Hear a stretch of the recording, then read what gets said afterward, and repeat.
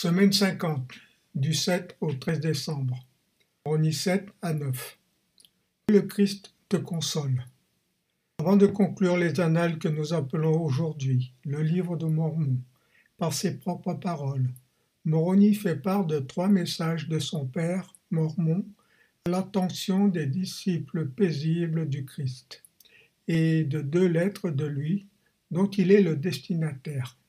Peut-être inclut-il ces éléments dans le livre de Mormon parce qu'il prévoit les ressemblances entre les périls de son époque et de la nôtre. Lorsque ces paroles ont été écrites, le peuple néphite plongeait la tête la première dans l'apostasie.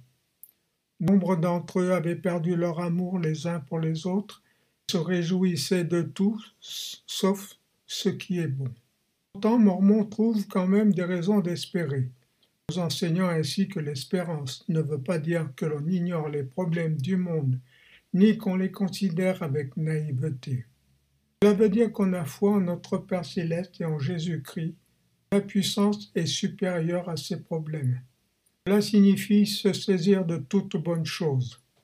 Cela signifie laisser l'expiation de Jésus-Christ, l'espérance de sa gloire et de la vie éternelle demeurer à jamais dans notre esprit. Jusqu'au jour glorieux de la seconde venue du Christ, cela veut dire ne jamais cesser de travailler diligemment afin de vaincre l'ennemi de toute justice. Moroni chapter 7 through 9. May Christ lift thee up.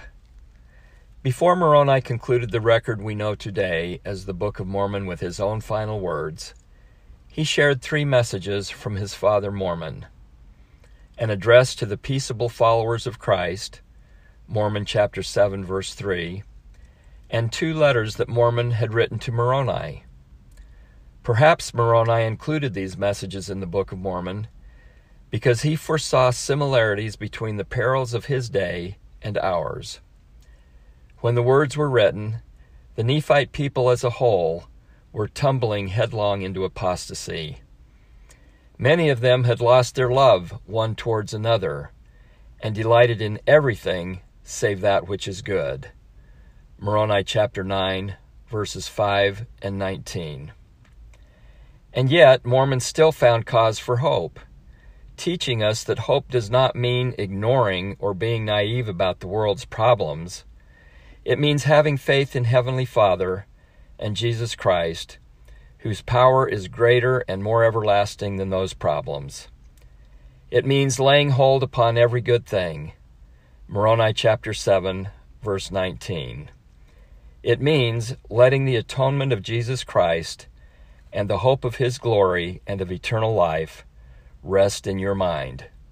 Moroni chapter 9, verse 25.